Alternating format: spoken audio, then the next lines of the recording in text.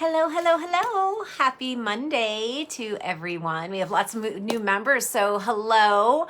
I do a live every Monday. They were originally like super planned at like 10 o'clock, but Mondays are now they're kind of like little pop-up Mondays. So welcome to our new members. And today I wanted to talk about a couple of things. It is my birthday week, and I love my birthday. I will be 52 on Thursday, which is crazy. It's like one of those things, like my grandma was always like, you're always as old as you feel. And it's true. Like I knew some people who were like old when we were in like high school. And then my grandmother lived to almost 102. She was like, I think 3 months shy of 102. And she was sharp as a tack. And one of my favorite stories, she was talking to me one day, like, she was like, at 101, she's like, what'd she say? She said, I really don't like that JT. I like, who did she say she liked? And she was talking about Justin Timberlake, mind you. She was talking about, oh my God, Pitbull. That was who she liked. So she's from the Bronx, which means they end up in Miami at some point. And we always lovingly call Miami the sixth borough because, because New York has 5 boroughs. Anyway, I'm kind of rambling, but I just love that she was like up on like Justin Timberlake and Pitbull. And I'm like, it's so true. It's always like how old you feel inside. Like, so I also have this like theory that the older the soul, the younger the spirit, and more playful and more fun. So,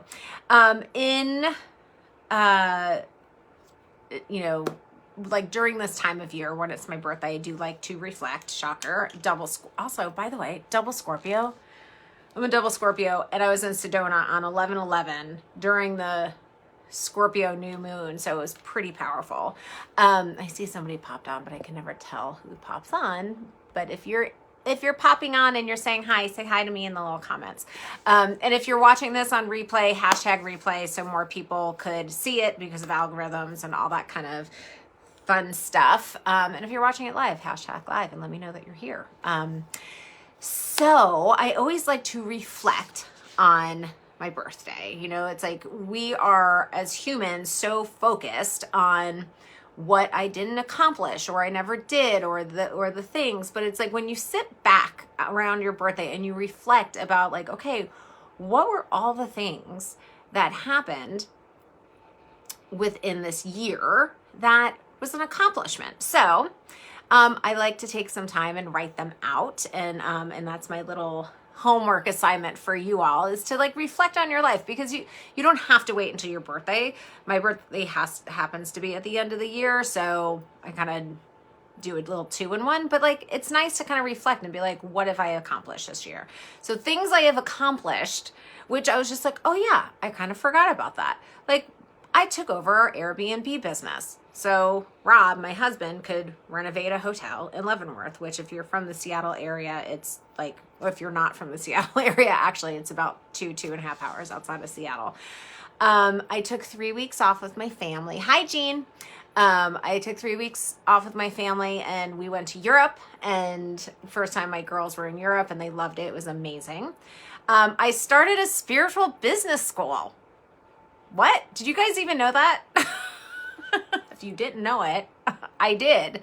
I have a few friends from my mystery school who are also therapists, and they wanted to learn how to become spiritual life coaches like me as well. And it's business. It's like a totally different business model than if you were just a therapist. And so if you are a therapist and you are interested, I've got some therapists in here. If you are interested, hit me up, because I'm going to do another one, I think, in January or February, because it was super fun.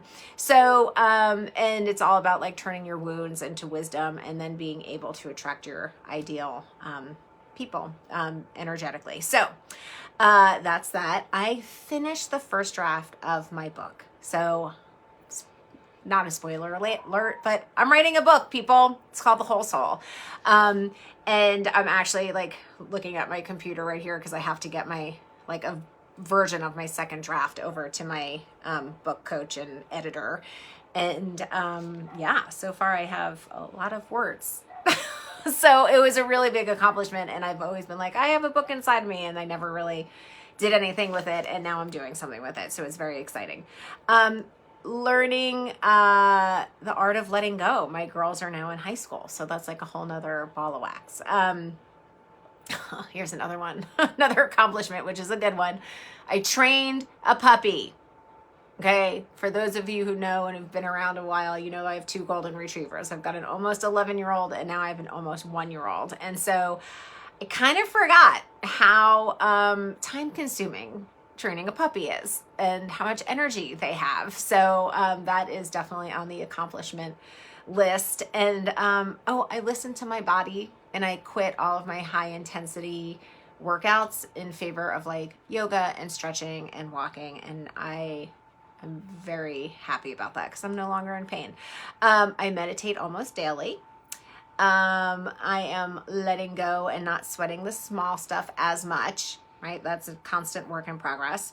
And I'm really learning how to truly be in the present. And when I am in the present, my stress levels totally go down when I do. So my little gift / homework assignment is for you to take 5 minutes today and write down all of your accomplishments for the past year, and you'll be pleasantly surprised, and it'll be a nice little endorphin boost for you. Or serotonin, I'm not quite sure. So I also wanted to share how amazing Sedona was. I like totally want to move there, but I don't think I could ever live in a desert.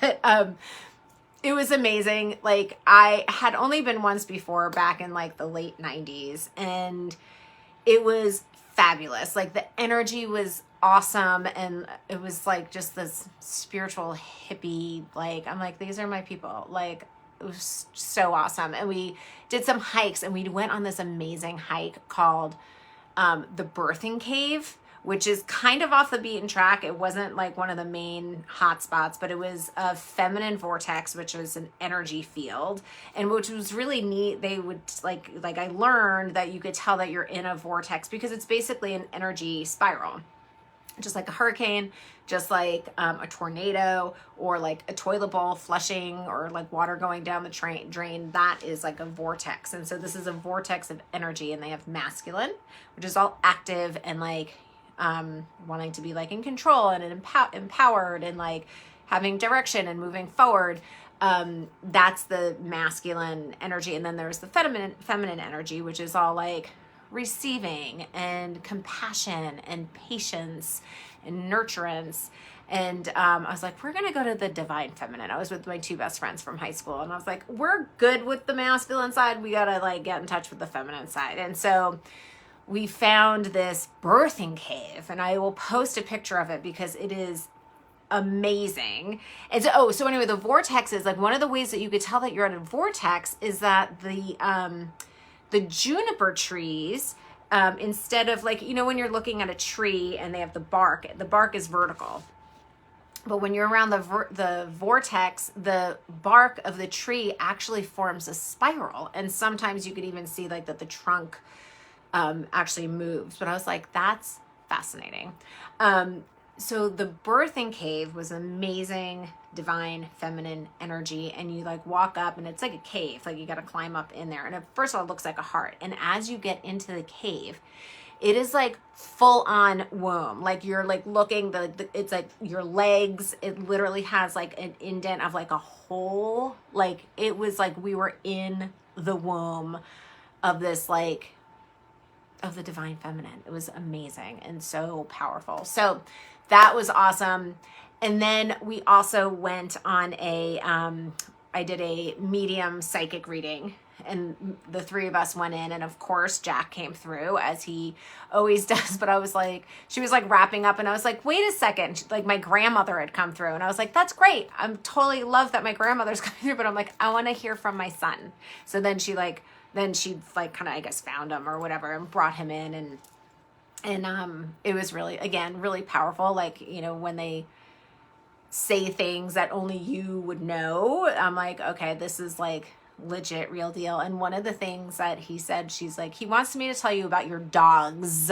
And she like specifically said with an S, you know, because when Jack was around, we only had one. And so she's like, when you see your dogs kind of acting all crazy and there's nobody there, know that Jack is there because he's playing with your dogs. And I was like, I love that so much. Okay. And then like life plan stuff, which was really super neat, but it was hilarious because one of my girlfriends didn't really want to do it. She was kind of closed off. And then her grandmother, like pretty much, and I knew her and she was an amazing woman, like just bombarded all 3 of our sessions. Like, I was just like, is this Hadassah's? Like, what are we doing here? You know, and it was just hilarious. So it was a really great, great time. Oh, and we were supposed to go on a UFO tour I really wanted to go on a UFO tour, but my girlfriends did not. And the first night we couldn't do it because it was cloudy. And then I had gotten in touch with the woman because she was the same one that gave us the readings. And I was like, is there any way that I could come for part of the time? But she was doing an interview for a documentary on UFOs, so I wasn't able to do it. So next time it's on my list. And now I'm obsessed with Sedona, so I want to do a retreat there at some point. And I was already on Airbnb this morning being like, what if I just got a big, you know, house and I just had like 10 women come. So that's what I was thinking. Anyway, that is what I wanted to share. It was a little babbly, but I know you guys know that about me, and I love you all. And let me know if any cool synchronistic things happened for you during that 11/11 portal opening. Yeah, I would love to hear about it because I had lots of really neat little synchronicities over the past couple of days. All right, that is all, my friends. Hi, Kristen. I'm signing off now. It was amazing. And I was totally thinking of you. I was like, I want to do a retreat. So, and it was really cool because I like almost went on some like healing and hiking tour. And then I looked at it and I was like, oh, this is kind of similar to the work that I do. And so I just looked up the website, and then that person, like DM me over Facebook essentially. And I was like, oh my God, that's so weird. I was like just in Sedona, you know, like business wise. Right. And I was like, that's so weird. I was just in Sedona and looked up your website. The portal is open, my friend. So new moon, what do you want to plant in that deepest, darkest space of the divine feminine so that you can manifest that shit? Okay. Mwah. Signing off. I love you guys. I will see you next week. Connection. You want to manifest connection? What are you talking about? Sometimes I think there's like a delay on this. All right. I will see you guys on the flip side. Mwah. Bye.